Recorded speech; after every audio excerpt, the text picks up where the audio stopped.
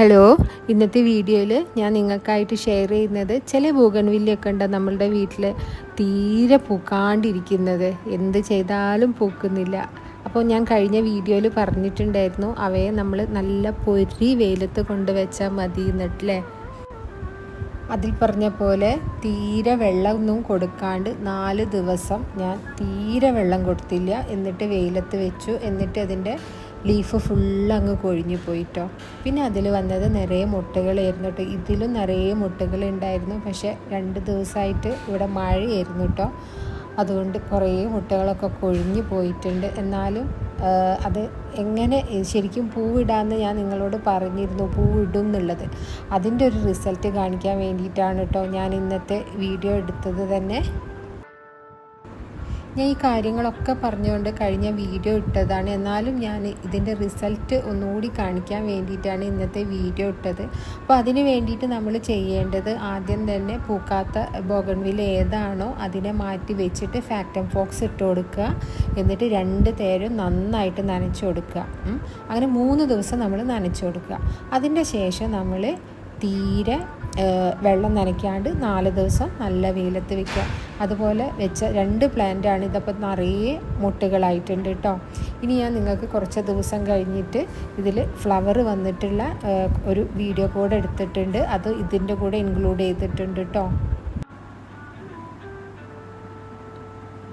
ഇത് പിന്നെ കുറച്ച് ദിവസം കഴിഞ്ഞതിന് ശേഷം എടുത്ത ബോഗൺവില്ലയാണ് കേട്ടോ. ഇപ്പോഴും ചെറുതായിട്ട് മഴ ഇങ്ങനെ ഇതായിക്കൊണ്ടിരിക്കുന്നുണ്ട്. അപ്പോൾ ഇനിയും ഞാൻ ഇത് നന്നായിട്ട് ഫ്ലവർ ആവാൻ വേണ്ടി കാത്തിരുന്നാൽ ചില സമയത്ത് ഫ്ലവർ ഫുള്ളായിട്ട് കൊഴിഞ്ഞു പോകും. അതുകൊണ്ടാണ് ഞാൻ പെട്ടെന്ന് തന്നെ പിന്നെ വീഡിയോ എടുത്തത്. ഇത് ഫുള്ള് ഫ്ലവറിങ് ആവാൻ കാത്ത് നിൽക്കാണ്ട് തന്നെ വീഡിയോ എടുത്തത് കേട്ടോ. പിന്നെ ഞാൻ പറഞ്ഞില്ലേ 4 ദിവസം നമ്മൾ നനയ്ക്കാണ്ട് വെക്കുകയെന്ന്. അപ്പോൾ 4 ദിവസം നമ്മൾ നനയ്ക്കാണ്ടിരിക്കുമ്പോൾ തന്നെ പ്ലാന്റ് നന്നായിട്ട് ക്ഷീണിച്ചിട്ട് ഇരിക്കും കേട്ടോ. അപ്പോൾ പ്ലാന്റിനെ ഒന്ന് നമ്മൾ ചെറുതായിട്ടൊന്ന് ഇളക്കി കൊടുക്കുമ്പോൾ അതിൻ്റെ ലീവ്സ് ഫുള്ളായിട്ട് അങ്ങനെ പോവേ. എന്നിട്ട് അതിന് ശേഷം നമ്മൾ നന്നായിട്ട് നനച്ചു കൊടുക്കുക. അപ്പോൾ നനച്ചു കൊടുത്തിട്ട് പിന്നെ നമ്മുടെ പ്ലാന്റ് നല്ല ഹെൽത്തി ആയിട്ട് വരും. പിന്നെ ഒരാഴ്ചയൊക്കെ കഴിയുമ്പോൾ അതിൽ നല്ല ബ്ലൂമിങ്ങോട് കൂടിയിട്ടാണ് കേട്ടോ പ്ലാന്റ് വരുന്നുണ്ടാവുക. പിന്നെ നമുക്ക് ബോഗൺവില്ലയുടെ ഓൺലൈൻ സെയിലുണ്ട് കേട്ടോ. നിങ്ങൾക്ക് വേണ്ടവർക്ക് ഞാൻ ഇതിൽ നമ്പർ കൊടുക്കുന്നുണ്ട്. പിന്നെ അതുപോലെ തന്നെ അടുത്ത വീഡിയോ ഒരു ബോഗൺവില്ല സെയിലിൻ്റെ ഒരു വീഡിയോ ആയിരിക്കും കേട്ടോ. അപ്പോൾ വീഡിയോസ് എല്ലാവരും ഒന്ന് കണ്ടിട്ട് സപ്പോർട്ട് ചെയ്യണേ.